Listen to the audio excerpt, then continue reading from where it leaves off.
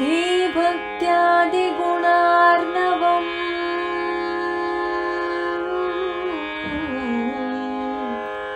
यतीन्द्रप्रवणं वन्दे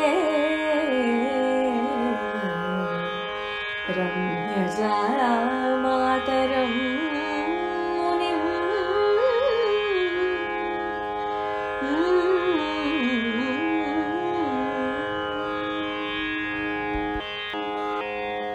அன்போடு அழகிய மணவாளஜீயர் பின்போரும் கத்தறிந்து பேசுகைக்க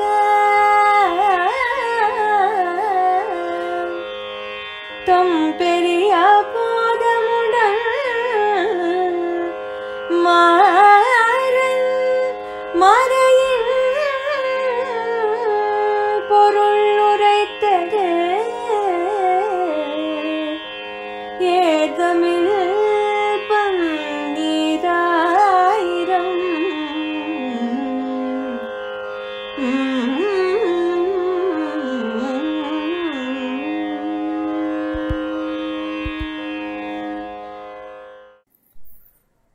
ஸ்ரீமதே ராமானுஜாய நமஹ.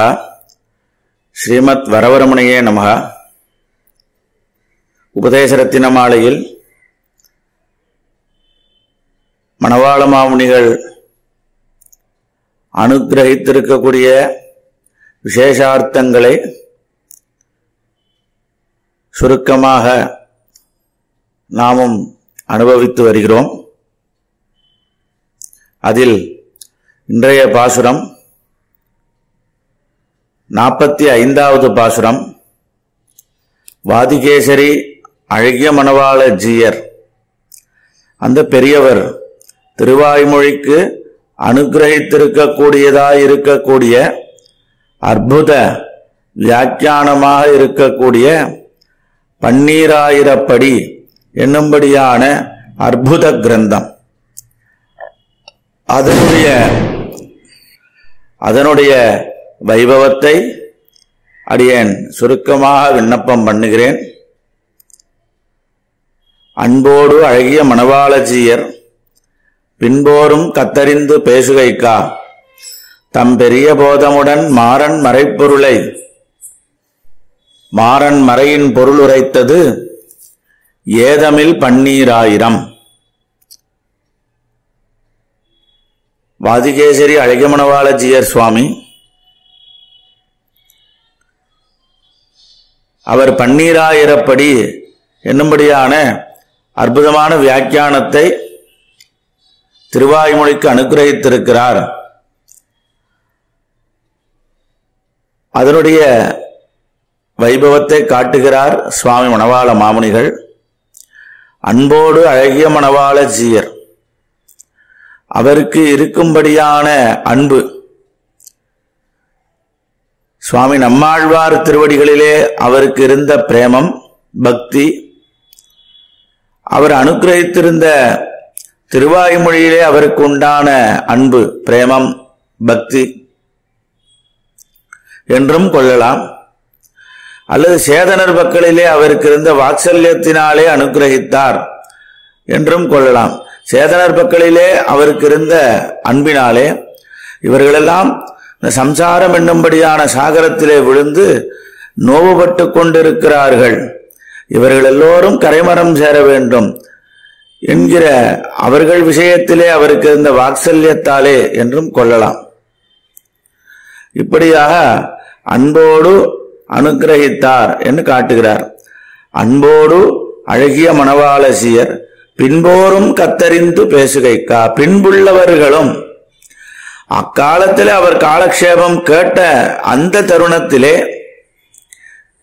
அவரோடு இருந்து அனுபவித்தவர்கள் எல்லோரும் அனுபவித்தார்களே, அத்தோடு நில்லாமல் இதை பின்புள்ளாரும் இந்த அர்த்த விசேஷணங்களை எல்லாம் அனுபவிக்க வேணும், இந்த வியாக்கியானங்களை பின்புள்ளாரும் கைக்கொண்டு சத்தை பெற வேண்டும் என்கிறதான அந்த உயரிய நோக்கத்தோடு பின்போரும் கத்தறிந்து இந்த நெறியை பேச வேண்டும், சொல்ல வேண்டும் என்பதற்காக பின்போரும் கத்தறிந்து பேசுகைக்கா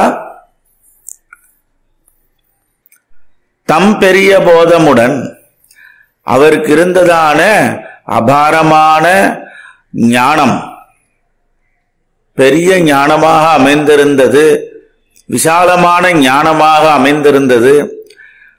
அந்த நம்மாழ்வாருடைய மறைப்பொருளான வேதாந்த அர்த்தங்களுக்கெல்லாம் அர்த்தங்களை இன்னது எண்ணு அறிந்து நம்மாழ்வாருடைய திருவுள்ளத்திற்கு அனுசரித்து அர்த்த நிர்ணயங்களை பண்ணும்படியான ஞானத்தோடே கூடினவராக திகழ்ந்தார். தம் பெரிய போதமுடன் மாறன் மறையின் பொருளுரைத்தது ஏதமில் பன்னீராயிரம். ஏதமில் பன்னீராயிரம் மாறன்மறை திருவாய்மொழி. அதுவே சாமவேதத்தினுடைய சாரமாக அமைந்திருக்கிறது. சாந்தோக்கிய உபனிஷத்துக்களுடைய அர்த்தங்கள் எல்லாம் கூடியிருக்கும்படியாக அமைந்திருக்கிறது. அப்படிப்பட்ட அந்த திருவாய்மொழி அது மாறன் மறை. அந்த மறையின் பொருள் அதை உரைத்தாரோ அது ஏதமில் பன்னீராயிரம். அது பன்னீராயிரப்படி என்னும்படியான வியாக்கியானமாக அமைந்தது. ஏதமில் பன்னீராயிரம் எந்த தோஷமும் தட்டாமல் ஆழ்வாருடைய திருவுள்ளத்துக்கு சேரும்படியாக அமைந்திருக்கக்கூடிய வியாக்கியானமாக அமைந்திருக்கிறது. ஆகையினால ஏதமில் பன்னீராயிரம் என்று கொண்டாடுகிறார் சுவாமி மணவாள மாமுனிகள். அப்படிப்பட்ட விசேஷமான அர்த்தங்களை கூடிய இந்த பன்னீராயிரப்படி வியாக்கியானம் என்ன, அதை நமக்கெல்லாம் அனுகிரகித்த வாதிகேசரி அழகிய மணவாள பெருமாள் ஜீயர் என்ன, இந்த வைபவத்தை நமக்கு எடுத்து அனுகிரகிக்கக்கூடிய சுவாமி மணவாள மாமுனிகள் என்ன, இவர்களுடைய திருவடி தாமரைகளில் நம்முடைய கிருதஜதையை தெரிவித்து கொண்டு மேலே அடுத்த பாசுரத்தினுடைய விஷயத்தை அடியேன் விண்ணப்பம் பண்ணுகிறேன், க்ஷமிக்க பிரார்த்திக்கிறேன். ஆழ்வார் எம்பெருமானார் ஜீயர் திருவடிகளே சரணம்.